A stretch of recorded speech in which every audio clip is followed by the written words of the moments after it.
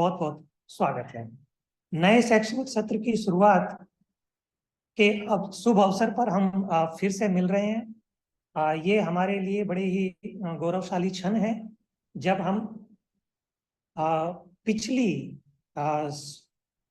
जो हमारी गलतियां हैं या अच्छाइयां हैं उन सब का अनुभव लेकर के और नए भविष्य के वर्तमान पर हम खड़े हुए हैं। तो मैं आप सबका पुनः स्वागत करता हूं। हम सभी अवगत है कि निपुण भारत अभियान के अंतर्गत बहुत सारी योजनाएं चल रही हैं, जिनमें वर्तमान में दो घटकों पर हम विशेष रूप से ध्यान दे रहे हैं। सबसे पहला तो है कि उपचारात्मक शिक्षण और दूसरा है विद्या प्रवेश। विद्या प्रवेश जहां हम स्कूल रेडीनेस भी कहते हैं, कक्षा 1 के लिए संचालित है, और जो उपचारात्मक है बाकी 2 3 4 5 6 7 8 कक्षाओं में संचालित हो रहा है। तो कुल मिलाकर के हमने ये भी देखा है कि पिछले वर्ष में यदि हम देखें तो हमारी जो तिमाही योजनाएं थी वो भी संचालित हुई हैं, और वन पेजर वाली स्थितियां भी हमने पिछले वर्ष में संचालित की हैं, और इससे जनपद बहुत अच्छी उपलब्धि भी दिखा सका। हम ये मान के चल रहे हैं कि वन पेजर और तिमाही योजनाएं हमारे बहुत बड़ी योजनाओं को छोटे छोटे रूप में बांट करके चलने में हमारी सहायता करता है। बहुत सारा वजन एक साथ ले जाने से बेहतर होता है कि हम उसे छोटे छोटे भागों में बांट लेते हैं। तो तिमाही योजनाएं इसी तरह से कार्य कर रही हैं, और हमने पिछले सत्रों में देखा है ये बहुत अच्छे से संचालित हो पाई हैं। मैं आज के सत्र के लिए निपुण सूची आधारित जो हमारी कैलेंडर है उस पर चर्चा करेंगे हम, और जो हमारी रणनीतियां होंगी उनके ऊपर हम चर्चा करने वाले हैं। तो जो हमारे निपुण सूची लक्ष्य और कैलेंडर निर्धारित किया गया है, और आज हम उसी की रणनीतियों को लेकर के किस तरह से चला जाएगा इस पर चर्चा करेंगे। मेरे साथ विशेषज्ञ हैं श्रीमती पूनम जी। मैं आपका स्वागत करता हूं। नमस्कार, मैं एसआरजी पूनम शर्मा इस महत्वपूर्ण संवाद से जुड़े हुए सभी शिक्षक साथियों का बहुत बहुत स्वागत करती हूं और अभिनंदन करती हूं। मेरे साथ दूसरे विशेषज्ञ हैं श्रीमती विनीता त्यागी जी। मैं आपका भी स्वागत करता हूं, हार्दिक अभिनंदन। सभी को नमस्कार, और इस शैक्षिक सत्र में जितने भी मेरे शिक्षक साथी इसमें जुड़े हुए हैं सभी को सादर अभिनंदन और सभी का इस सत्र में स्वागत। जी, जैसा कि आज वेबिनार जो हो रही है इसमें हमें पता चल रहा है कि हम 4 मुख्य बिंदुओं पर काम करने वाले हैं।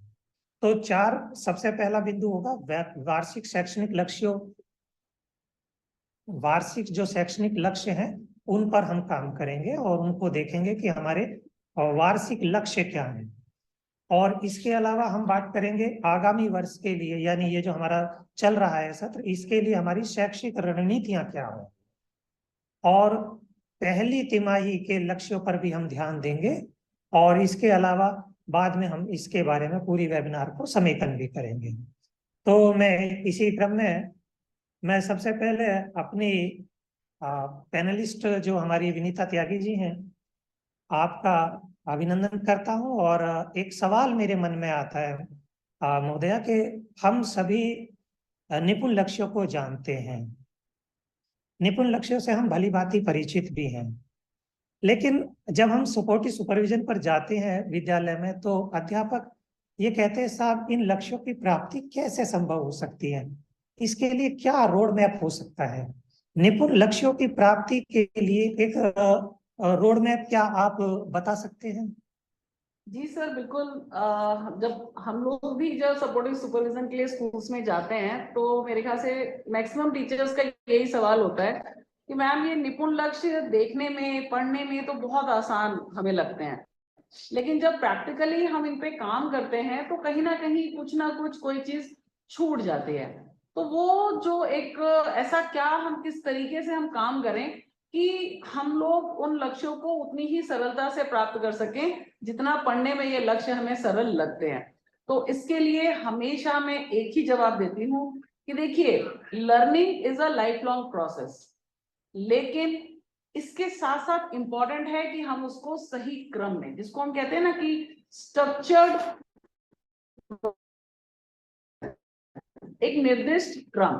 तो सीखना सिखाना जब तक एक निर्दिष्ट क्रम में नहीं होगा तब तक उसके उन लक्ष्यों की प्राप्ति जो है वो संदेहात्मक हमेशा रहेगी।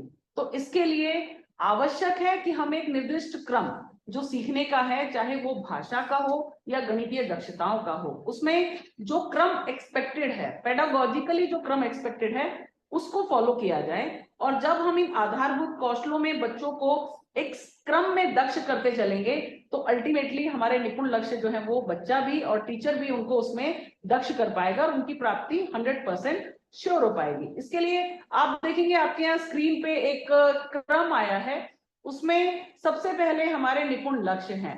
आप देखेंगे भाषा और गणित के जो निपुण लक्ष्य हैं सेम चीज आपको सूची में मिलेगी। वो कहाँ से आए हैं, इसका मतलब लक्ष्य, वो लक्ष्य हमारे उन लर्निंग वाली निपुण सूची है वहां से आए हैं।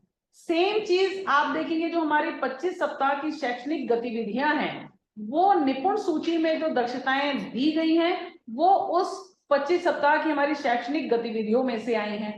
और साथ ही साथ जब आप उनको एक्सप्लेन करेंगे या उनको आप डीपली उनका एनालिसिस करेंगे तो आप पाएंगे उनसे रिलेटेड सारी चीजें हमारी जो शिक्षक संदर्शिका है, जो हमारी टीचर गाइड है, उसमें जो हमारी शिक्षण योजनाएं दी हुई हैं उसमें भी दी हुई हैं। तो यानी क्लास में टीचर यदि जो हमारी लेसन पेडागोजी है, जो हमारी शिक्षक संदर्शिका में जो लेसन प्लान दिया गया है उस पर्टिकुलर डे को फॉलो करने के लिए, तो यदि उस पेडागोजी को पूरा क्रम से फॉलो किया जाए तो वो हमारी कहीं ना कहीं साप्ताहिक शिक्षण जो दक्षताएं हैं उनको प्राप्त करेगा और अल्टीमेटली हमारे जो एलओज हैं निपुण सूची के उनको प्राप्त होगा। और लास्टली हम देखेंगे हमारे लक्ष्य जो है वो बहुत इजीली हमें बिना ये पता चले कि हम उनको ऑलरेडी प्राप्त कर चुके हैं, उससे बहुत ऊपर की दक्षताएं हमारे बच्चे इन 25 सप्ताह की यदि शैक्षणिक गतिविधियों को हम उसी क्रम में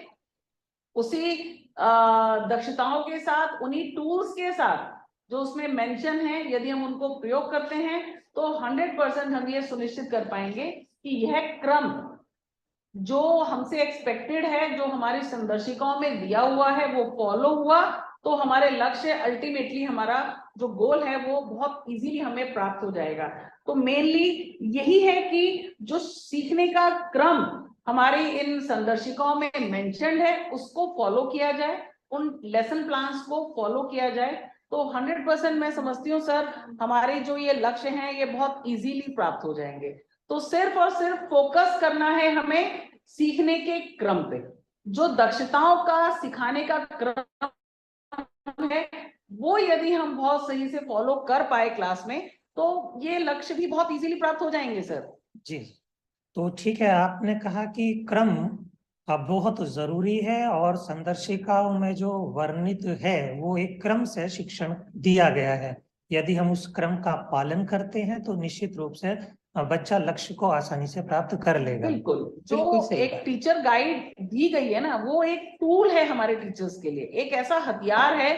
उन्हें सिर्फ और सिर्फ उन 3 पीरियड्स में, एक पीरियड में क्या करना है, क्या उनका फोकस पॉइंट होना चाहिए, किन दक्षताओं पे, किन टूल्स पे, किस प्रिंट रिच मटेरियल का उनको यूज करना है, यदि वो सिर्फ थोड़ा सा उसको टैली करके और उस 40 मिनट में जिस तरीके से दक्षताओं पे काम करने के लिए कहा गया है, जिन एक्टिविटीज को फॉलो करते हुए काम करने के लिए कहा गया है, यदि हमारे टीचर्स सिर्फ उसको फॉलो करें ना सर तो वो स्ट्रक्चर्ड प्रोग्रेशन यदि हमारे क्लासरूम में सच में फॉलो हो गया तो हमारे ये लक्ष्य कब हमारे बच्चे प्राप्त कर लेंगे, हमारे टीचर्स भी हैरान होंगे। तो आप एक संकल्प लेने की बात करते हैं कि हमें संदर्शिका के माध्यम से शिक्षण कराना चाहिए। बिल्कुल।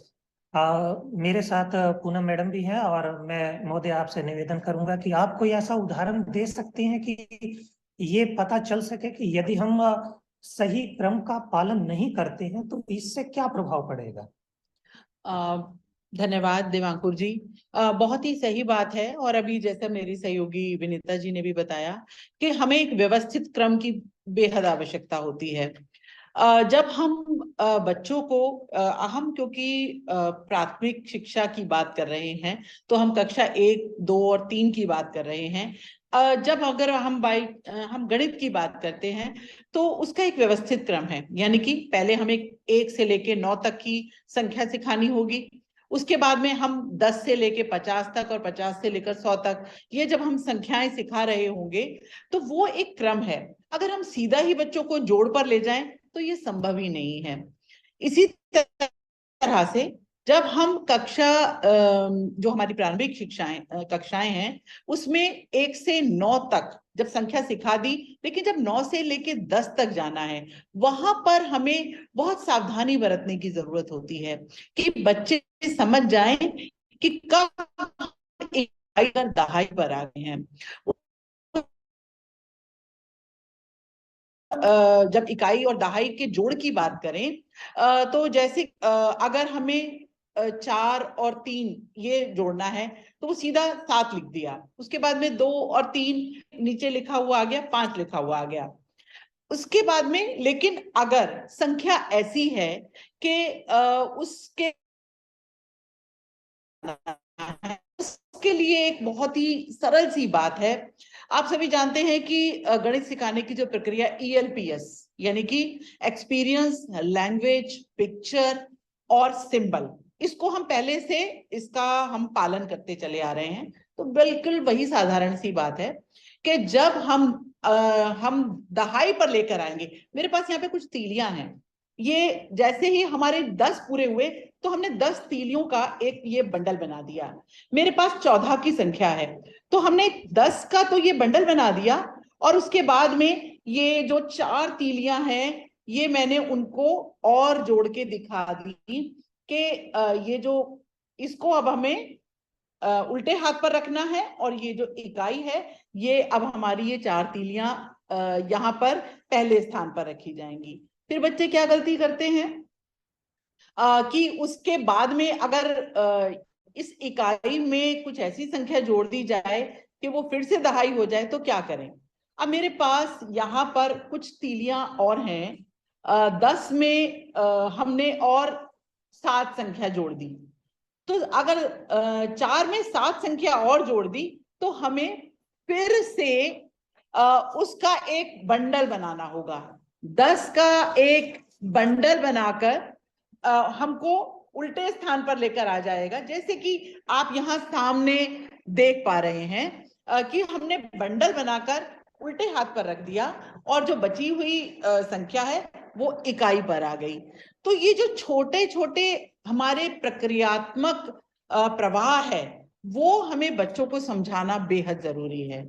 अगर हमने बच्चों को उस प्रक्रियात्मक प्रवाह से नहीं जोड़ा, तो वो छोटी छोटी ऐसी गलती कर देते हैं कि हम नहीं समझा पाएंगे बच्चों को उस दूरी के लिए। तो फिर से एक बार मैं आपको दिखाती हूँ कि ये हमने 10 का बंडल बनाकर जब हम लेफ्ट साइड में कर देंगे, यानी कि ये दहाई के स्थान पर आ गया, और जब हमारी जो इकाई है उसके लिए हमारी जो सिंगल सिंगल हमारी तीलियां हैं वो हमारे इकाई के स्थान पर रहेंगी। तो ये जो छोटी स्थानीय मान अगर हमने बच्चों को शुरू में ही सिखा दिया, तो वो आगे जाकर वो गलतियां नहीं करेंगे। जैसा कि जब हम जोड़ रहे होते हैं और उसमें बच्चा कभी कभी हमें इकाई की संख्या वो दहाई के स्थान पर लिख देता है, या वो इधर से जोड़ना शुरू कर देता है। तो ये जो बच्चों का गैप है, ये जो छोटी छोटी कमजोरियां हैं, ये जो एक प्रक्रिया है, उसको हमें फॉलो करना जरूरी है। उसको अभी से हमने बच्चों को अगर क्रम से सिखा दिया, तो निश्चित रूप से हमें कोई बच्चों को गणित की अवधारणा को मजबूत करने में कोई कमी नहीं आएगी।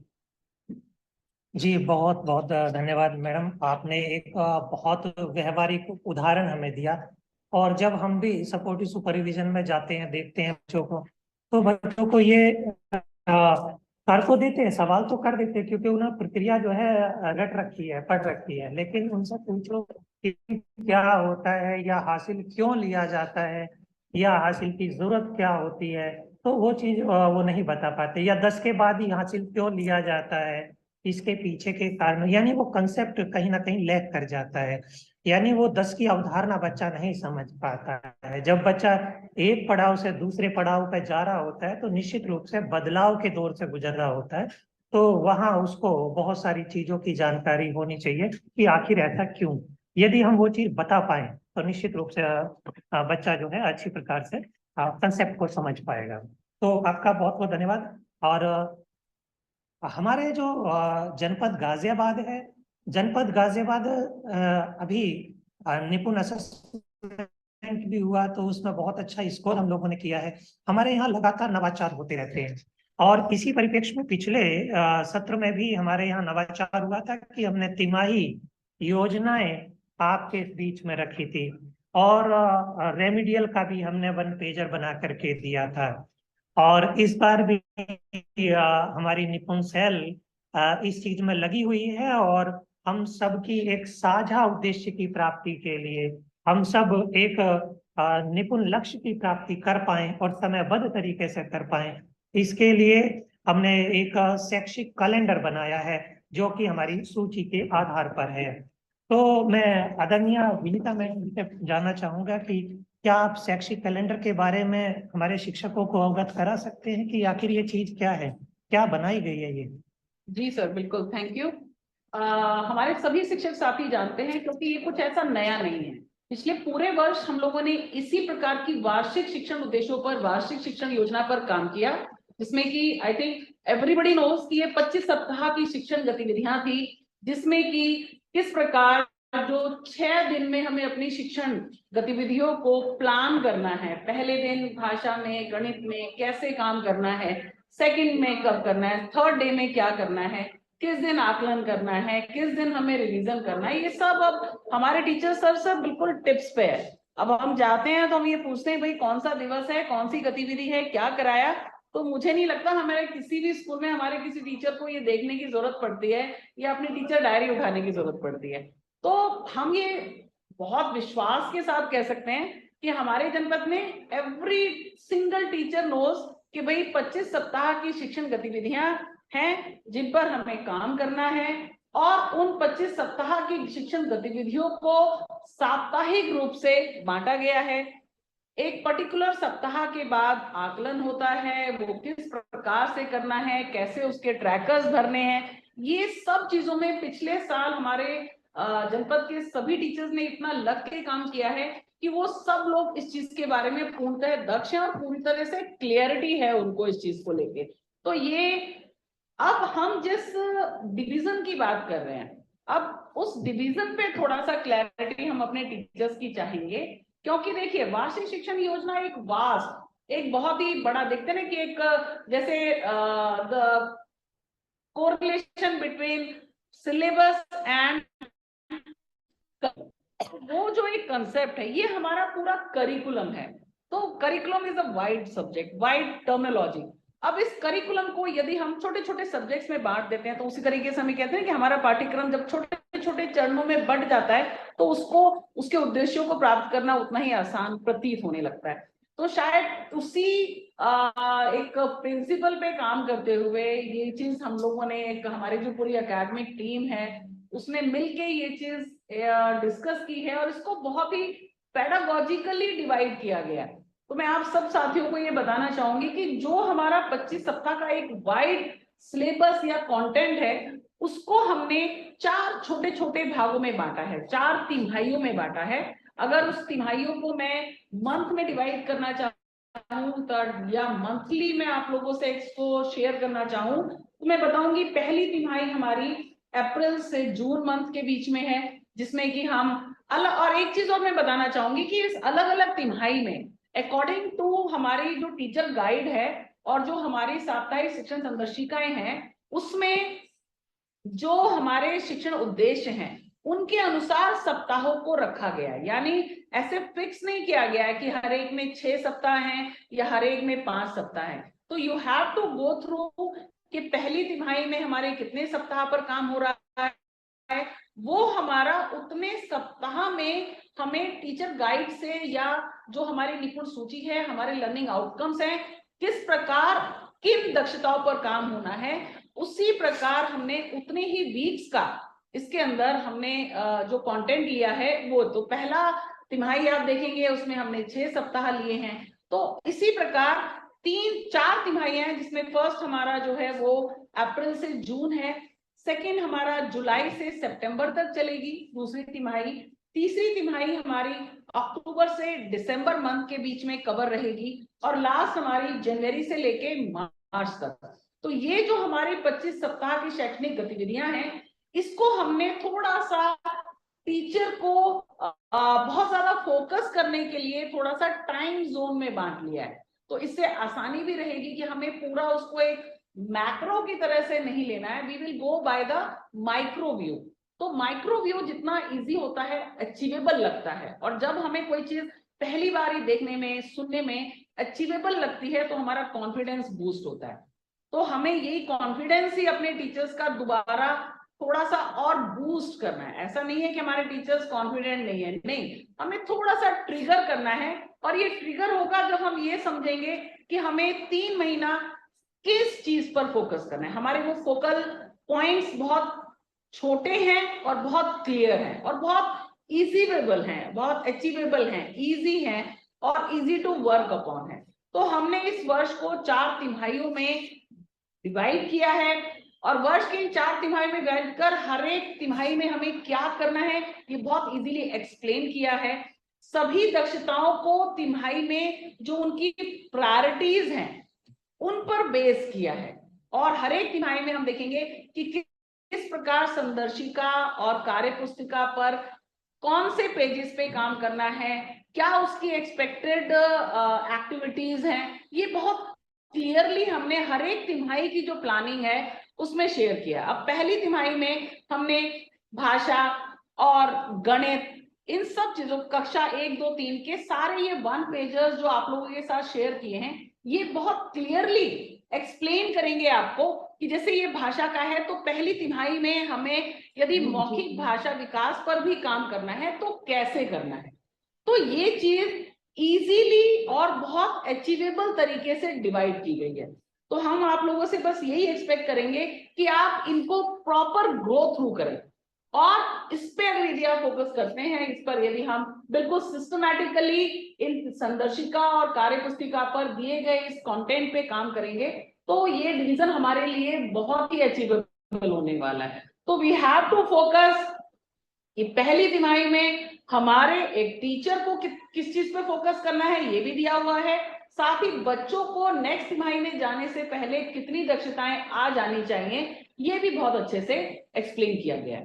तो all the best to all my teachers, and I expect, I personally feel that कि जितना पेडागोजिकली ये डिवीजन किया गया है बहुत अच्छा है, बहुत इजी है, बहुत सिंपल है, और ये 1 पेजर्स आपको उस पर और ज्यादा क्लैरिटी देंगे। तो प्लीज गो थ्रू देम।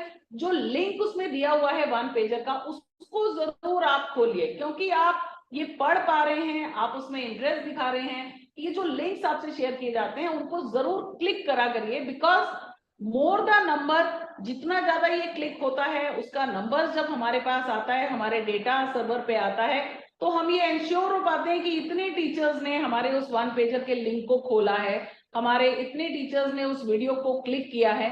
तो please feel free and feel motivated to get those links touched and open. Thank you sir, और next to देवांकुर जी। जी, आपने बहुत अच्छा बताया कि शैक्षिक कैलेंडर जो निपुण सूची आधारित है वो किस तरह से काम करेगा। आपका बहुत बहुत आभार इस चीज के लिए। मुझे एक तो आपने लिंक के बारे में भी बात की थी, तो लिंक से मुझे एक चीज याद आ रही है कि आपकी यदि कोई क्वेरी है तो आप उसे चैट बॉक्स में लिख सकते हैं, जिससे हम उन प्रश्नों को बाद में ले सकते हैं और आपकी जिज्ञासाओं को शांत किया जा सके। तो आपने हमारे सत्र में अभी तक की जो समस्याएं देखी होंगी या कुछ समझा होगा, उसके बारे में कोई जिज्ञासा रखना चाहते हैं तो चैट बॉक्स में जरूर उन प्रश्नों को आप रखिएगा प्लीज। और दूसरी बात, मैं अभी आप अपनी अटेंडेंस भी हमारे इस ग्रुप पर छोड़िएगा कि आप उपस्थित हैं। इससे हमें आपका अटेंडेंस लगाने में थोड़ी सुविधा बहुत सारे साथी हमारे दूसरी दूसरी आईडी से भी जुड़ जाते हैं, तो हम आसानी से जोड़ पाएंगे आपको और आपकी अटेंडेंस लगा पाएंगे। एक और मैं बात कहना चाह रहा था जो मुझे आपकी बातों से थोड़ा सा अच्छा लगा, और आप ये कहना चाह रहे थे कि हमने जो पूरे वर्ष भर का जो कैलेंडर है उसको छोटे छोटे भागों में बांट लिया है। यानी बिल्कुल मुझे एक दृष्टांत सा याद आता है कि एक व्यक्ति है और उसको 12 ईंटें ले जानी है, और जब 12 ईंटें ले जानी है तो वजन उसको बहुत ज्यादा लग रहा है। कभी कभी वो चल पाता है, कभी वो रुक जाता है, कभी थक जाता है, कभी बैठ जाता है, और ईंटें हैं उसका पीछा नहीं छोड़ रही हैं, और वो कभी कभी तो रास्ते में गिर भी जाता है। तो लेकिन फिर निपुण भारत अभियान के अंतर्गत हमने जो जनपद गाजियाबाद में नवाचार किया वो कुछ इस तरह से है कि हमने 12 ईंटों को 4 भागों में बांट लिया। 3-3 ईंटें हमने उस व्यक्ति को दी और वो आसानी से अपने मंजिल तक उसको ले जा रहा है, बड़े आसानी से। व्यक्ति ही क्यों, यदि बच्चे को भी आप 3 ईंट दे देंगे तो वो भी ले जाएगा। कुल मिलाकर के थोड़ा आसान किया गया है। जो पहले हमारे शिक्षक साथी दब जा सकते थे और परेशान हो सकते थे, यहाँ समस्याओं का समाधान करने का प्रयास किया गया है। तो आपका बहुत बहुत आभार, आपने बहुत अच्छी बात बताई। मैं पूनम मैडम से भी रिक्वेस्ट करूंगा कि आप त्रिमासिक कक्षावार योजना क्या है उसके बारे में आप हमें बताइए, यानी तिमाही की कक्षावार जो योजना है किसी एक के बारे में आप हमें बता सकते हैं। जी धन्यवाद देवांकुर जी। दोस्तों, मैं अभी जैसे कि बात कर रहे थे देवांकुर जी भी और विनीता जी भी, कि उस बोझ को आसान करने की कोशिश की गई है।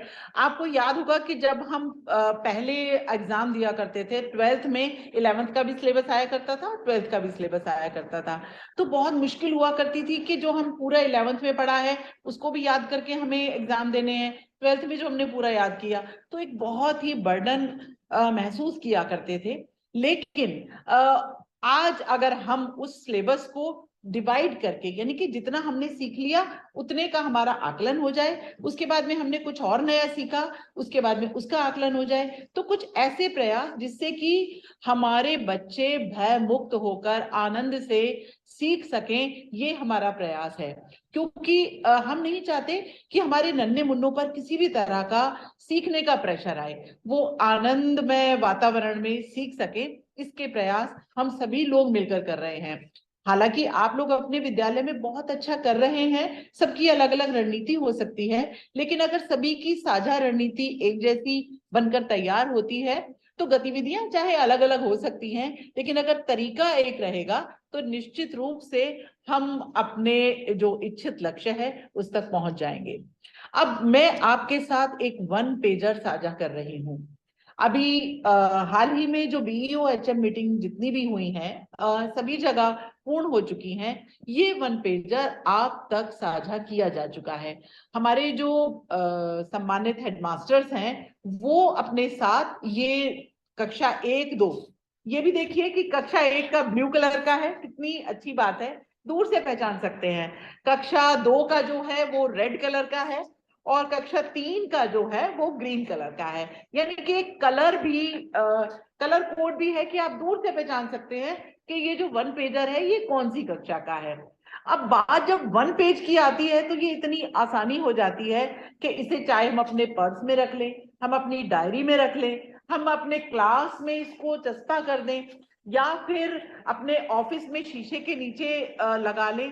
इतना आसान है इसको कैरी करना, क्योंकि कभी कभी क्या होता है कि जो बड़ी पुस्तकें या जो भी कुछ होती है थोड़ी सी कठिनाई होती है, तो इसको इतना आसान और हल्का बनाने का प्रयास किया गया है। अब बातें हैं आगे आते हैं जो उसमें कंटेंट दिया गया है। इस 1 पेजर के माध्यम से आपको जो हमारी पहली तिमाही है उसमें बिल्कुल क्लियरली बता दिया गया है कि हमें करना क्या क्या है, यानी कि अब आपको पूरे साल की चिंता करने की बिल्कुल आवश्यकता नहीं है। अभी हम फोकस करेंगे केवल 3 माह की जो हमारी योजनाएं हैं, तिमाही पर जो केंद्रित दक्षताएं हैं, उन 3 माह में हमें जितनी दक्षताएं हासिल करनी है हमारे बच्चों को और अंतिम बच्चे तक पहुंचना है हमें, ये हमारा प्रयास रहेगा। वो कहा है ना कि एक भी बच्चा छूटा संकल्प हमारा टूटा, तो वो काम हमें नहीं करना है। अंतिम बच्चे तक पहुंच बनाने के लिए ये सारे तरीके हम लोग अपना रहे हैं। इसमें हमें तिमाही पर जो हमारी दक्षताएं हैं उन पर फोकस करना है, और कक्ष में जब हम पढ़ा रहे हैं तो किन बिंदुओं पर हमें फोकस करना है, किन बिंदुओं पर हमें ध्यान देना है, ये वन पेजर हमें बताता है। साथ ही जो संदर्शिकाएं हैं हमारी, उसमें कार्य पुस्तिका के पेजेस, संदर्भ दिए हुए हैं। हमें जब अपनी शिक्षक संदर्शिका का प्रयोग करना होता है दोस्तों, ये बहुत जरूरी है कि उसको हमें कार्य पुस्तिका से समन्वय बिठाते हुए हमें कार्य करना होता है। तभी जो हमारी बच्चों का सीखना होता है, जो लर्निंग होती है, वो बहुत बेहतर होती है। यानी कि जो हमने पाठ पढ़ाया वैसी ही गतिविधि अगर हम उनको करा रहे हैं तो बच्चे उसको उससे जोड़ कर पाएंगे। किसी ने कहा है कि अगर गतिविधि केवल खेल कूद बन के ना रह जाए, हमने बच्चों को खेल करा दिए और अगर हमने उसको लर्निंग आउटकम, हमारी जो केंद्रित दक्षता है, उसके साथ हमने जोड़कर नहीं बताया, तो फिर उस गतिविधि कराने का कोई भी फायदा नहीं होता है। जैसे कि जब हमने कोई एक नैतिक शिक्षा की कहानी सुनाई, लेकिन जो उसका मॉरल है, आखिर में किस वजह से, उसको जोड़ के अगर हमने नहीं बताया तो वो एक कहानी मात्र रह जाएगी, वो सीखना नहीं हो पाएगा और वो लक्ष्य को हम प्राप्त नहीं कर पाएंगे। इसमें अगर हम कक्षा 1 की बात करते हैं, इसमें जो कक्षा 1 में आप देख रहे होंगे स्क्रीन पे, जो हमारी तिमाही दक्षताएं हैं, मौखिक भाषा विकास में कौन कौन सी दक्षताएं हैं, 4 दक्षताएं इसमें दी हुई हैं। पठन में उसके बाद में हमारी 6 दक्षताएं हैं, ये इसमें दी हुई हैं। इसके बाद में लेखन में हमें कौन कौन सी दक्षताएं देनी है, ये हमारी 5 दक्षताएं हैं, ये हमें प्राप्त करानी है अगले 3 माह में। इसके बाद में शिक्षकों को कौन सी तकनीकों का पालन करना है, और केवल पालन नहीं करना, अनिवार्य रूप से हमें उसको अपनी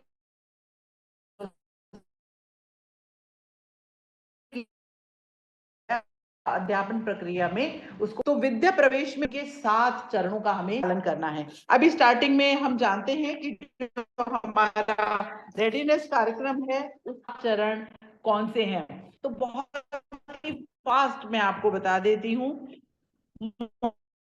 सर्कल टाइम, स्वतंत्र खेल, भाषा विकास, कला, गणित, बाहरी खेल और इवनिंग सर्कल, ये हमारे वो 7 चरण हैं जो कि हमें विद्या प्रवेश में हर दिन इसका प्रयोग करना है।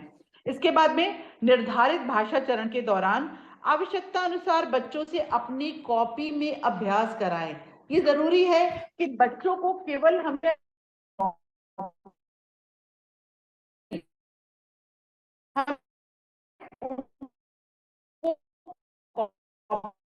भी कार्य कराना है, चाहे वो हम, और हम जानते हैं कि हमारा 20 मई से, मैं उस डेट पे बात नहीं करना चाहती, लेकिन ग्रीष्म जो अवकाश होता है उसके लिए उस तक जो हमारा पाठ्यक्रम है उसको हमें पूर्ण कर लेना है। किसी भी कारण से वो पाठ्यक्रम हमारा छूटना नहीं चाहिए, और वो ये हमारा मिनिमम लर्निंग लेवल है, यानी कि बच्चों को इतना तो आ ही जाना चाहिए। तो हम लोग संयुक्त रूप से जब साझा प्रयास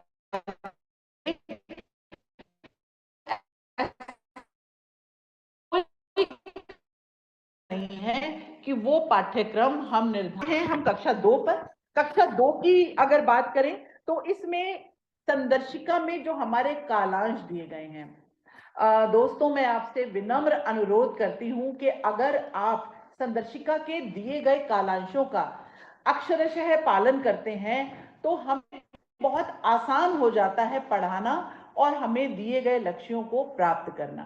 तो कक्षा 2 के संदर्भ में जो हमारे कालांश, जो हमारे प्रथम में भाषा का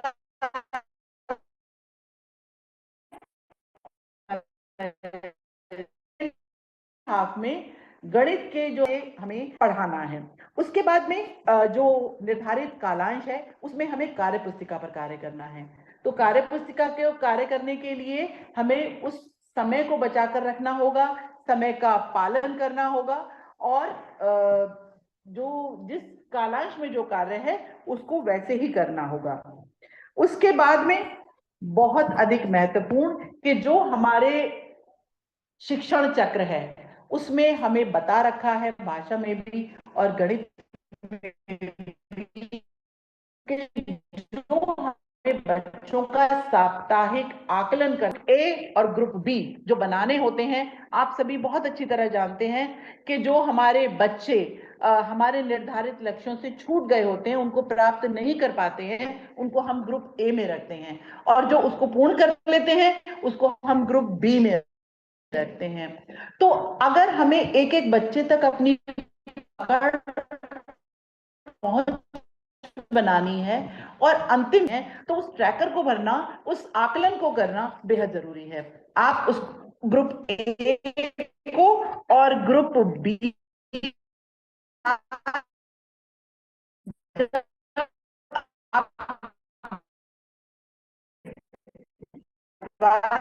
कर लेंगे, ये विभाजन कर लेंगे, आपका उच्चारण आपको करना होगा।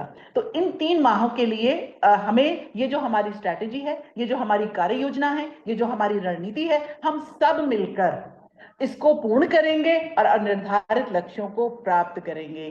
तो आप सभी इस नवीन शैक्षिक सत्र में पूरे जोश और ऊर्जा के साथ अपने कक्षाओं में गए हैं। हम जानते हैं कि आप सभी जो इस रणनीति के साथ हम सब मिलकर कार्य पूर्ण करेंगे और हम बनाएंगे फिर से अपने जनपद को निपुण जनपद। धन्यवाद।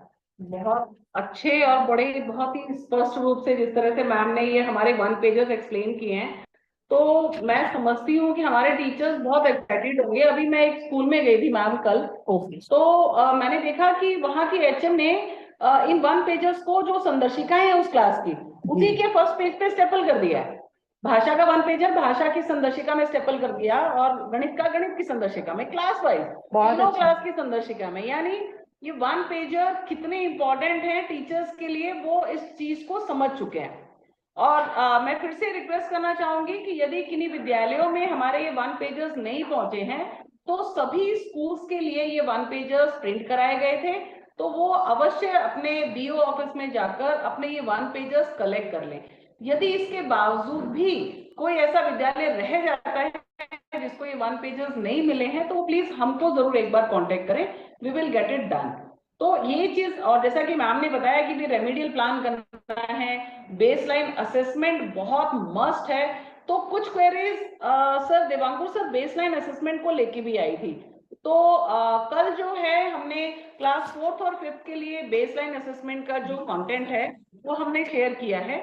और कक्षा 1, 2, 3 के लिए मैं आप लोगों से रिक्वेस्ट करूंगी कि हम लोग उस चीज को जो परियोजना से निर्देश था उसमें था कि टीचर खुद उस चीज को अपने स्तर से बनाए, और उसके लिए हम प्रीवियस क्लास का जो स्टार्टिंग ऑफ स्टेज की जो साप्ताहिक गतिविधियां हैं उसमें मैंने सीख लिया, ऐसे बहुत सारा कंटेंट है जिसको कि यूज करके वो लोग अपने आप बना सकते हैं, क्योंकि ये डिपेंड करेगा टीचर पे। Teacher is the best analytical part, उसको पता है कि मेरे बच्चों का बेस जो है लैग कहाँ पर कर रहा है, तो उसके अकॉर्डिंग उसको वो बेसलाइन असेसमेंट बनाने के लिए फ्री छोड़ा गया है टीचर्स को। तो थोड़ा सा मैं सभी टीचर्स के साथ ये शेयर करना मुझे जरूरी लगा, क्योंकि बहुत सारी क्वेरीज थी बेसलाइन असेसमेंट को लेके, क्योंकि रेमीडियल हमें अवश्य उस गैप को टाइम टू टाइम भरते चलना है। तो मुझे लगा कि ये चीज मैं फिर से एक बार सब लोगों के साथ इस पे नज करूं, तो सर इसको सत्र आगे ले जाएं। तो आप दोनों का बहुत बहुत आभार है। आपने बहुत अच्छी प्रकार से निपुण योजना के बारे में बताया, शैक्षिक कैलेंडर के बारे में बताया, त्रिमासिक जो योजना थी उसके बारे में। तो ये बहुत स्पष्ट रूप से और बहुत अच्छी आपने हमारे शिक्षकों तक बता देता हूँ इस चीज का कि आज हमने क्या क्या देखा है। वार्षिक 25 सप्ताह की शिक्षण अवधि को हमने 4 तिमाहियों में विभाजित किया है। सबसे पहली बात है, प्रत्येक तिमाही में छात्रों द्वारा सीखी जाने वाली सभी दक्षताओं की पहचान की गई है। यानी प्रत्येक तिमाही में, जैसे हमारी मान लीजिए शुरुआत में ये तिमाही पहली तिमाही चल रही है, तो इसमें हमारे पास कौन कौन सी दक्षताएं हैं जो बच्चे द्वारा सीखी जानी चाहिए उसकी पहचान की गई है। और प्रत्येक तिमाही में लक्ष्यों के अनुरूप प्रमुख दक्षताओं को भी प्राथमिकता दी गई है कि कौन कौन सी प्राथमिक दक्षताएं हैं, प्रमुख दक्षताएं हैं। और साथ में यहाँ शिक्षकों के लिए संदर्शिका और कार्यपुस्तिका के अनिवार्य उपयोग की और तिमाही के कुछ मुख्य बिंदुओं पर संबोधित निर्देश भी दिए गए हैं। यहाँ मैं एक चीज और जोड़ना चाहूंगा, संदर्शिका और कार्यपुस्तिका, मैं कल का ये अनुभव लेता हूँ। मैं एक विद्यालय में गया, उन्होंने कहा साहब कार्यपुस्तिकाएं बहुत अच्छी हैं। मैंने कहा कि ये और भी अच्छी हो जाती यदि आप संदर्शिका का प्रयोग कर रहे होते तो। बिल्कुल। भाई लगता है कार्यपुस्तिकाएं बहुत अच्छी हैं। हाँ, तो यदि संदर्शिका का प्रयोग करके पहले संदर्शिका पढ़ाएं और फिर कार्यपुस्तिका चलाएं तो बहुत अच्छा हो जाएगा। और एक और मैं बताने वाला हूँ लास्ट में, प्रत्येक देवांकुर जी, मैं चाहूंगी कि क्योंकि बीएसए सर भी हमारे बीच में आ चुके हैं, तो हम चाहेंगे कि उनके जो व्यूज, उनके विचार वो हमें मिले। तो मैं चाहूंगी कि आप उन्हें आमंत्रित करें। जी, मैं आदरणीय बेसिक शिक्षा अधिकारी महोदय श्री ओपी यादव जी को आमंत्रित करता हूं कि आप हमें उद्बोधन दें। आपके ओजपूर्ण वाणी और मार्गदर्शन हमारे सर, स्वागत है। आवाज जा रही है देवांकुर जी? आ रही है सर, आ रही हाँ, है। जी स्वागत है सर, स्वागत है सर आपका। हाँ, आवाज आ रही है। आप सभी, हाँ, आप सभी एसआर जी और सभी सम्मानित टीचर, सभी लोगों का आज के इस वेबिनार में हम स्वागत करते हैं। मैंने आप लोगों का बीच बीच में सुना है, बहुत अच्छे तरीके से आप सभी एसआर जी मैडम एक ही देश से आ जाते 15-20 मिनट तो ठीक है तक पहले उसने बोल के नहीं दिया मॉडल से अपने कितने में बना पाऊंगा मैडम।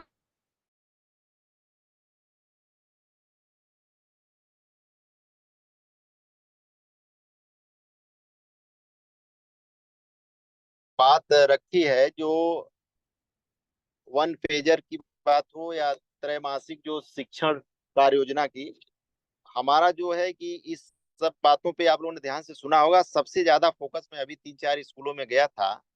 इस सारी योजनाएं वन पेजर का कोई मतलब नहीं रह जाएगा अगर नामांकन आपके पास नहीं होगा। नामांकन की सबसे बड़ी चुनौती दिखाई दे रही है गाजियाबाद में। आप सभी टीचर्स जो जुड़े हुए हैं, घर घर संपर्क करके नामांकन अपना बढ़ाइए, उपस्थिति बढ़ाइए। और मैं 2-3 स्कूलों में गया था, वहां पे आपका वन पेजर और त्रैमासिक शिक्षण की जो है वो पहुंच चुकी है, स्कूलों में पहुंची है। अभी तक उसका यूज नहीं हो रहा है। हमारा बस केवल इतना ही कहना है कि ये बहुत अच्छी बात है कि आपके पास ये पहुंच चुकी है, उसका प्रयोग करिए। लेकिन प्रयोग किस पे करेंगे जब कक्षा 1 में बच्चे नहीं रहेंगे? कई स्कूलों में अभी तक 0 नामांकन है। तो सबसे पहले मैं जो देख के आ रहा हूँ, जो मैं चुनौती देख रहा हूँ हमारे सामने है, आप सभी के सामने है, कि पूरी एनर्जी लगा करके आप लोग जो है कि नामांकन बढ़ाइए। और बहुत अच्छे तरीके से पूनम जी, विनीता जी और देवांकुर जी ने इसको विस्तृत आप लोगों के साथ बताया है। वन पेजर इसलिए लाया गया है कि ताकि आसानी के साथ आप लोग चीजों को समझ सकें और आसानी से खेल खेल में, सरल रूप में, सहज रूप में और रुचिकर जो है बच्चों के समक्ष प्रस्तुत कर सकें, पढ़ा सकें। मैं आप लोगों से उम्मीद करूंगा, सभी टीचर्स जुड़े हुए हैं, एकदम सीरियसली आप लोग लीजिए और नामांकन बढ़ाइए और इन सब चीजों का उसमें प्रयोग करिए। मुझे आशा है कि आप लोग जरूर इसको ध्यान में रखेंगे। आप सभी लोगों को धन्यवाद और आप लोग आगे बढ़िए।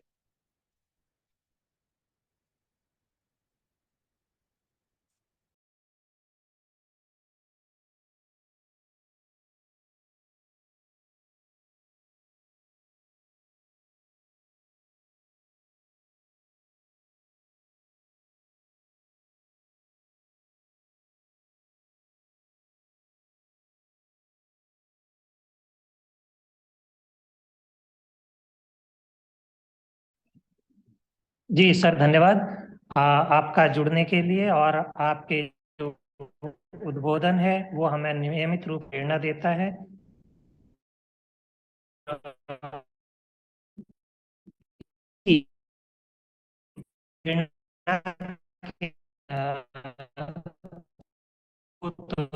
आगे बढ़ते रहेंगे निश्चित रूप से। हमारा जनपद, हमारा ब्लॉक और हमारा विद्यालय ये तो निश्चित रूप शीघ्रता से अपने लक्ष्य को प्राप्त कर लेंगे और निपुणता भी हासिल कर लेंगे।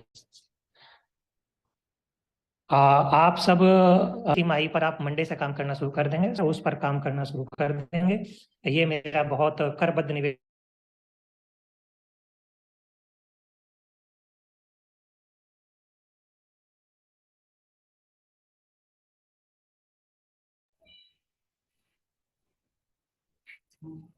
यदि हम सभी मिलकर के कार्य करेंगे तो निश्चित रूप से लक्ष्यों की प्राप्ति करना आसान हो जाएगा हम सभी के लिए। मैं बात कर रहा था कि प्रत्येक तिमाही के लिए छात्रों और शिक्षकों के मुख्य फोकस क्षेत्रों को वन पेजर के माध्यम से हमने विस्तृत रूप से साझा किया है।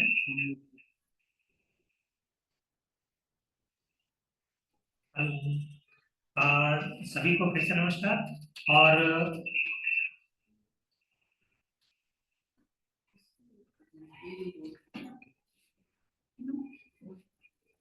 क्या मेरी बात पहुंच रही है सब तक?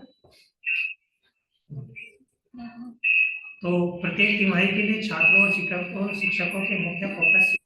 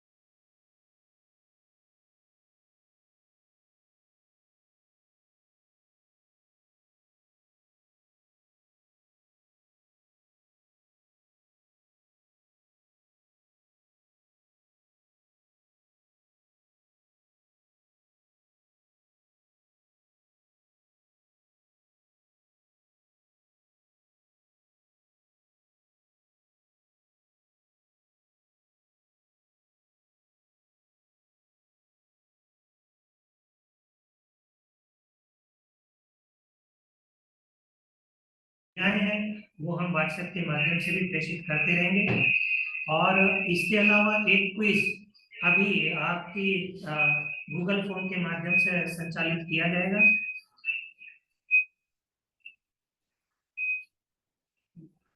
एक क्विज का आयोजन किया जाएगा, अभी आपके व्हाट्सएप पर उस चीज को भेज दिया जाएगा। आप उसमें एक बार में एक शिक्षक एक ही बार में अप्लाई कर सकते हैं, उस क्विज को भर सकते हैं। बार बार करने का अवसर नहीं मिलेगा। तो पढ़ करके आप ये जो वन पेजर्स आप तक प्रेषित किए गए हैं उनको पढ़िएगा और संदर्शिकाओं को देखिएगा, उसके आधार पर आप क्विज करिएगा। क्विज के ज्यादा अच्छे नंबर आना हमारी सफलता की कहानी घड़ेगा निश्चित रूप से। और सपोर्टिव सुपरविजन में भी जब हमारे एआरपी और एसआरजी आपके विद्यालय तक जाएंगे तब भी आपकी प्रभावी फीडबैक आपसे लिया जाएगा, क्या अच्छी तरह से हो रहा है, किन पहलुओं पर सुधार की आवश्यकता है और हम सुधार कैसे किया जाना चाहिए, क्या हम सुधार कर सकते हैं। इसके लिए मैंने थोड़ी देर पहले भी निवेदन किया था कि यदि किसी की कोई जिज्ञासा हो तो चैट बॉक्स में लिख करके हमें दे दीजिएगा। यदि आपकी कोई जिज्ञासाएं आई होंगी तो हम उनके बारे में चर्चा कर लेंगे। हमारे तीनों पैनलिस्ट बैठे हुए हैं, सभी एक्सपर्ट हैं और इन मुद्दों पर निश्चित रूप से आपकी समस्या का समाधान होगा, ऐसा मुझे विश्वास है। देखिए मैडम कोई सवाल आए हैं? और मैं फिर से एक बार सभी टीचर्स जो भी इसमें वेबिनार में जुड़े हुए हैं और जो लोग इन्हीं भी तकनीकी कारणों से या किन्हीं अन्य प्रशासनिक कार्यों से की वजह से इसमें नहीं जुड़े हैं, मैं फिर से एक बार रिक्वेस्ट कर रही हूँ सबसे कि ये वन पेजर को गो थ्रू करें बहुत अच्छे से, उसके बाद ही क्विज को अटेम्प्ट करें। सबसे बड़ी बात है छोटी छोटी चीजें पॉइंट्स बिल्कुल अच्छे से उनको गो थ्रू करें कि कितने पार्ट्स में डिवाइडेड है, भाषा में किस क्लास में पहली तिमाही में किन दक्षताओं की बात की गई है, गणित में किन दक्षताओं की बात की गई है। तो बिल्कुल टोटली हमारी जो क्विज है वो इन तीनों कक्षाओं के वन पेजर पे डिपेंड है। तो बहुत अच्छे से इस 1 पेजर्स को पढ़ें और उसके बाद ही उस क्विज को अटेम्प्ट करें, क्योंकि आप एक बार ही उस क्विज को कर पाएंगे और आपकी स्कोरिंग उसके बेसिस पे आपके पास शेयर होगी। यदि फिर भी कोई ऐसा बिंदु आपको लगता है आपको कि ये हमारा क्वेश्चन क्यों गलत हुआ या इसमें क्या किसी समझ की आवश्यकता है, तो आप लोग हमें बाद में कॉल कर सकते हैं। हम लोग इस चीज के लिए हमेशा आप लोगों के साथ अवेलेबल रहते हैं फोन पे। साथ ही हमें ये यदि किसी का कोई ऐसा प्रश्न है तो वो चैट बॉक्स में डाल सकता है या हैंड रेज कर सकता है। तो अभी इस पूरी तिमाही में हम क्या क्या करने वाले हैं, कैसे करने वाले हैं, इसके संबंध में यदि किसी को इस वेबिनार के बाद कोई भी अभी ऐसा कोई बिंदु रह जाता है जिससे उन्हें लगता है कि इस पे थोड़ा और डिस्कशन होना चाहिए या थोड़ा सा और प्रकाश डाला जाना चाहिए, तो आप हैंड रेज कर सकते हैं, अदरवाइज चैट बॉक्स में अपना क्वेश्चन डाल सकते हैं। तो हमारी तकनीकी टीम उस प्रश्न को हम तक पहुंचा देगी।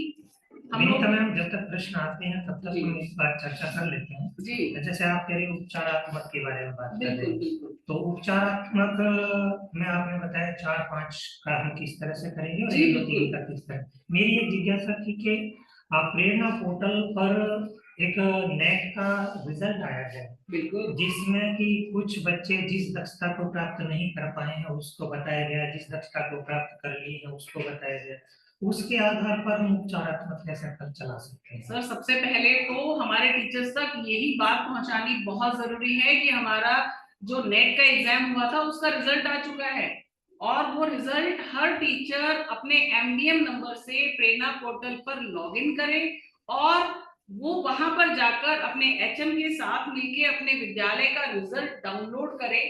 वो रिजल्ट कक्षावार बच्चावार दिया हुआ है, यानी प्रत्येक कक्षा में फर्स्ट क्लास में बच्चा जिन 4 दक्षताओं पे नेट का एग्जाम ने उसको टेस्ट किया, उन 4 दक्षताओं में बच्चा किस स्तर पर है, यानी अगर वो उन दक्षताओं को बहुत अच्छे से क्लियर किया है तो ग्रीन कलर में है और यदि उस बच्चा जो है उस दक्षता में कहीं पिछड़ रहा है तो वो रेड कलर में दिया गया।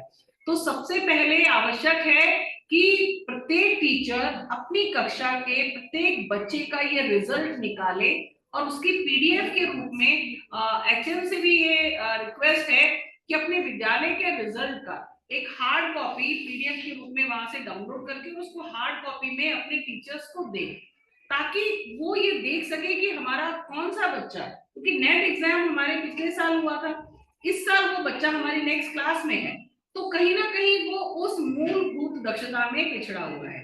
तो जब हर बच्चे का वो रेड कॉर्नर जब हमारे सामने होगा तो हम अपनी पहली तिमाही का रेमेडियल प्लान करते समय हमें ये एक आइडिया मिलेगा हर टीचर को, क्योंकि देखिए कक्षा 1, 2, 3 में एक जैसा मटेरियल हमने नहीं दिया है। वो रीजन वही है कि हर क्लास का हर बच्चा जरूरी नहीं है कि किसी एक ही पैटर्न में बिछड़ रहा है। तो नेट का रिजल्ट पहले टीचर अपने क्लास का डाउनलोड करें, उसका ये एनालिसिस करें कि मेरा कौन सा बच्चा गणित या भाषा की किस दक्षता में पिछड़ रहा है, उसको ध्यान में रखकर हमारे पिछले साल की जो संदर्शिकाएं हैं और जो हमारी वर्कबुक्स हैं उसमें से कंटेंट लेते हुए इस पहली तिमाही का रेमेडियल प्लान करें। तो कक्षा 1, 2, 3 का रिजल्ट डाउनलोड करिए, उसमें ये देखिए कि हमारे ग्रीन और रेड जोन के बच्चे कौन से हैं और जहां जहां बच्चा रेड जोन में है वो हमारा उस बच्चे का लैकिंग फेज है।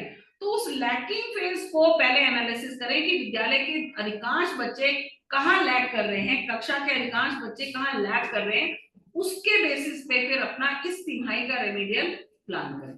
यानी कि कहने का मतलब ये है कि आपको अगर इलाज करना है तो मर्ज का तो पता होना चाहिए। बिल्कुल, और बिल्कुल सही, ये आप अपने बिल्कुल हमेशा की बहुत ही ओजस्वी भाषा में आपने इसको बोला, क्योंकि अगर वो ये नहीं पता चला कि रोग क्या है तो हम इलाज कौन सा करेंगे। हाँ, तो इसलिए बहुत जरूरी है कि जो हमारा नेट का रिजल्ट है उसको डाउनलोड करें और वो करें। अगर हमारे बीच में प्रश्न आ गए हैं तो हम उन पे चर्चा कर लेते हैं। जी, तब तक एक जिज्ञासा मेरी आपसे भी थी, आपने अभी कहा कि मर्ज का पता होना चाहिए, लेकिन कक्षा 1 का जो बच्चा उसमें तो मर्ज का भी पता ही नहीं चला, उसके लिए हम क्या करेंगे?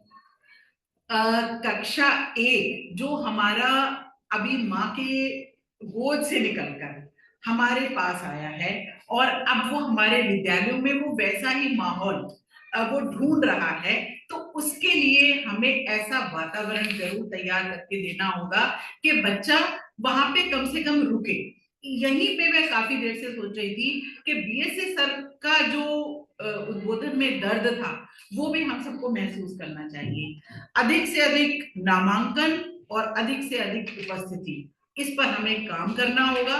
और ये जब हमारे जो नामांकन है उसमें सबसे ज्यादा जो हमारी कक्षा 1 है, कक्षा 1 पर जब बात करनी है तो हमें वो माहौल, वो तरीके, वो गतिविधियां, वो सारी की सारी चीजें हमें तैयार करके, और जो स्कूल रेडीनेस प्रोग्राम है दरअसल वो वही है जो कि हमें बच्चों को तैयार करना है अपने विद्यालय में आने के लिए और आने के बाद उसमें रुकने के लिए। विद्या प्रवेश के जो हमने अभी 7 चरणों की बात करी, वो वही, उसमें वो 7 चरणों का प्रयोग करते हुए हम उन बच्चों को अपने विद्यालय में रोक सकते हैं। तो ये वही आंगन है जहां पर कि कृष्ण और राम भी खेले हैं। अब आपके आंगन में कौन महापुरुष खेल रहा है, इसके लिए आपको पूरा योजना भी तैयार करनी होगी और उसके लिए काम भी करना होगा। तो हमारे बीच में कंपोजिट विद्यालय नेकपुर से रीनू रानी मैम का प्रश्न आएगा। मैम, आपको अनम्यूट किया जा रहा है, तो आप प्लीज अपना प्रश्न जो है वो सबके समक्ष रख सकती हैं। रीनू रानी, कंपोजिट विद्यालय नेकपुर से। हाँ जी, नमस्कार मैम। मैम, मेरा जो प्रश्न है वो ये है कि जैसे हमने 1 पेजर जो अनम्यूट है और हाँ जी, आप अपना प्रश्न बोल सकते हैं। हेलो मैम, आप सुन पा रहे हैं? हेलो, बिल्कुल, you are properly audible. Okay. Ma'am, मेरा जो प्रश्न है वो ये है, जो आपने 1 पेजर हमें प्रोवाइड कराए हैं वो मैंने संदर्शिका में देखा है। तो संदर्शिका में क्या है कि जैसे आपका सप्ताह 1 है, तो अभी मेरा सप्ताह जो है वो 1 ही कंप्लीट हुआ है आज। तो उसमें एक दिया हुआ है कि हमें पठन अभ्यास कराना है उसमें, कार्य पुस्तिका में भाग 2 पर, कालांश 3 में। क्लास की बात कर रही हैं आप? क्लास फर्स्ट, सेकंड, कक्षा 2। कक्षा 2, ठीक है। हाँ जी, तो उसमें कालांश 3 है, तो उसमें हमें कार्य कराना है कार्य पुस्तिका से। तो कार्य पुस्तिका में भाग 2 है और उस पर हमें डिजिटल कार्य पुस्तिका में से पठन अभ्यास कराना है। ठीक है, ठीक है। तो जो अगर मैं कार्य पुस्तिका सेकंड की लेती हूँ तो उसमें तो मैम सप्ताह ही 5 से लिखा हुआ है। तो ये पठन अभ्यास जो है डिजिटल वाला, ये मैम मुझे कौन सा कराना है बच्चों को? डिजिटल वाले को जो मैं समझ पा रहा हूँ वो ये है कि आपके पास अभी संदर्शिका हो सकता है हार्ड कॉपी में ना हो, और कार्य पुस्तिका भी अभी हार्ड कॉपी में अवेलेबल ना हो, तो ऐसी स्थिति में आप पीडीएफ से उसका प्रयोग कर सकते हैं, इसलिए उसका नाम डिजिटल रख दिया। नहीं सर, मेरे पास में जो लास्ट ईयर के बच्चे थे सेकंड में, उनसे मैंने बुक्स ले ली हैं। अभी मेरे स्कूल में नहीं आई, लेकिन मैंने पुरानी बुक्स उनसे ले ली हैं। तो जो उसमें सेकंड की जो बुक है उसमें अगर आप देखते हैं भाग 2 पे अगर आप जाते हैं तो, पठन अभ्यास, तो उसको मुझे क्लियर नहीं हो रहा है क्योंकि वो 5 सप्ताह से लिखा हुआ है। लेकिन हमें जो कराना है कार्य पुस्तिका में 122 पेजर लिखा हुआ है, पेजर पर संख्या लिखी हुई है। 122 से आपको काम कराना है 125 तक। प्रश्न क्लियर नहीं हो पा रहा है मैम, आपका ना क्वेश्चन बिल्कुल एग्जैक्टली क्लियर नहीं हो पा रहा है। पहली बात तो हम यूनिफॉर्मिटी मेंटेन करने के लिए सब लोगों से ये रिक्वेस्ट कर रहे हैं कि आप जो हमारा पहला तिमाही का पहला सप्ताह है वो मंडे से स्टार्ट करें, ताकि हमारे पूरे डिस्ट्रिक्ट में ये चीज बिल्कुल एक जैसी हो, यानी एक यूनिफॉर्मिटी मेंटेन हो। ठीक है। दूसरी बात ये कह रही है कि जी मैम, मैंने वैसे उसमें देखा है, जैसे अगर आप फर्स्ट सप्ताह पढ़ाएंगे, फर्स्ट सप्ताह का पहला दिवस, ठीक है, संदर्शिका अगर आप बोलेंगे तो उसमें एक नीचे है कालांश 3 में बच्चों द्वारा पठन अभ्यास। ठीक है, उसमें डिजिटल कार्य पुस्तिका है पठन अभ्यास फर्स्ट।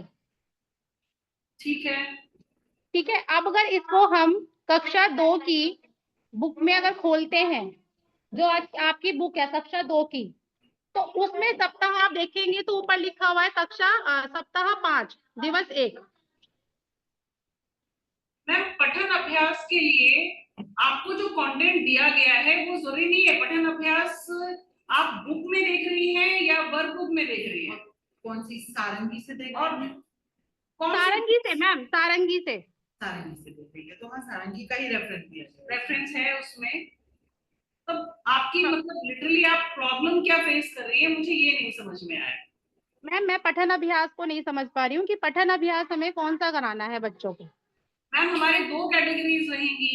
एक ये जो आप देख रहे हो, ये शायद मेरे ख्याल से तो बी कैटेगरी, यानी जो बच्चा जो हमारे बेसिक मिनिमम लर्निंग एक्सपेक्टेशंस है उनको पूरा कर पा रहा है वो उसको करेगा। और जो हमारा ए ग्रुप का बच्चा है जिसको कि रेमेडियल चाहिए, उसके लिए आपको सेल्फ डिजाइन करना है। हम लोगों ने अभी डिजिटल उसमें वो खोल लिया है संदर्शिका।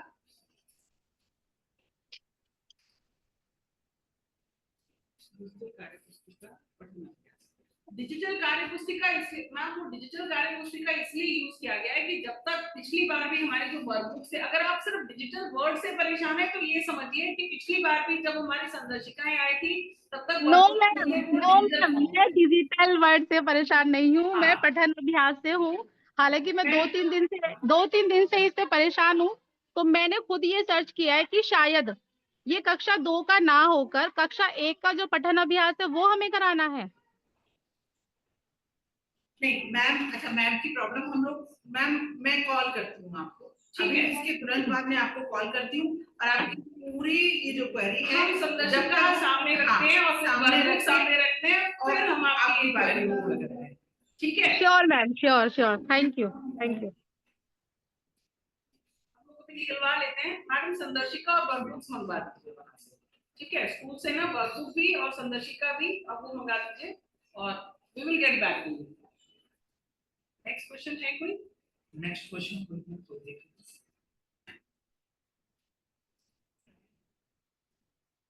वैसे आप सबको अगर अनम्यूट कर दें तो कोई अगर पूछना चाहे तो। हम सभी को अनम्यूट कर रहे हैं, तो एक एक करके आप लोग अपना प्रश्न, यदि किसी की कोई क्वेरी है इस सेशन से रिलेटेड तो वो हमसे अभी पूछ सकते हैं। तो सबको अनम्यूट किया जा रहा है।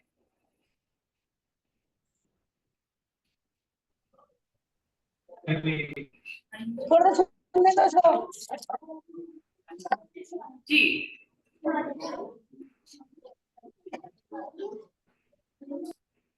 मैम जो पठन अभ्यास के बारे में बात कर रही थी, वो पठन अभ्यास कार्य पुस्तिका के पीछे पार्ट 2 में दे रखे हैं पठन अभ्यास अलग अलग से, वो करवाने हैं। जी मैम, पठन अभ्यास कहाँ दे रखा है वो उनकी क्वेरी नहीं थी, वो उन्हें पता है। वो थोड़ा सा ये कंफ्यूज है कि क्लास सेकंड का सेकंड में कराना है या क्लास फर्स्ट से सेकंड में कराना है। थोड़ा सा हम लोग देख लेंगे उसको, आप उसकी चिंता ना करें। आप बताएं यदि आपकी कोई क्वेरी है। ओके। एक्चुअली वर्कबुक में ये स्टार्ट ही सप्ताह 5 से हुआ है और 1 से 4 सप्ताह तक कक्षा, पुरानी कक्षा की पुनरावृत्ति चलती है इसमें। रिवीजन है जी, बिल्कुल। तो हमारे तिमाही में भी यदि आप देखेंगे तो ये बहुत क्लियरली मेंशन किया हुआ है कि कहां से लेके कहां से सप्ताह तक हमें कौन सा कंटेंट यूज करना है, और सब में ये मेंशन है कि it's a kind of remedial और द रिवीजन। ठीक है मैम, यदि कोई और टीचर अपनी कोई क्वेरी रखना चाहे तो पूछ सकते हैं, अदरवाइज सर हम इस सेशन को एंड कर लेंगे। तो अभी इस सत्र के बाद हम एक क्विज ग्रुप पर भेजेंगे, आप उस क्विज को करेंगे और करने के बाद उसे सेंड कर देंगे और सबमिट कर देंगे। ये हमारा रहेगा। समाप्त होने के तुरंत जी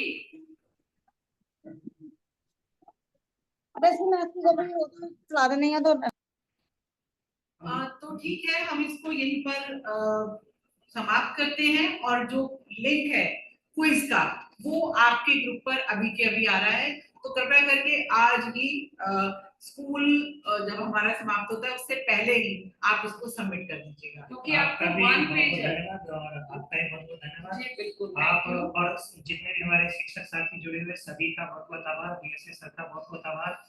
और आप सभी का समय, ऊर्जा और समर्पण हमको ऊंचाइयों तक लेकर के जाएगा, हमारे निपुण लक्ष्य को प्राप्त करेगा। आप सबको इस नए सत्र की ढेरों शुभकामनाएं। बहुत आभार, बहुत नमस्कार। लेकिन फिर से एक बार और मैं आपसे रिक्वेस्ट कर रही हूँ, इस क्विज को इसी स्कूल टाइम में करिए, क्योंकि आपको इन क्विज को करने में इन 1 पेजर्स की अत्यंत आवश्यकता रहेगी। इनको गो थ्रू करने के बाद ही अपना क्विज दें और come with a bright numbers, the flying colours और एक बहुत अच्छे अंकों के डेटा के साथ हम अपने डिस्ट्रिक्ट का ये डेटा कलेक्ट कर पाए। इसी शुभकामनाओं के साथ आप सबका बहुत बहुत धन्यवाद, आभार। आपसे जुड़ने के लिए बहुत बहुत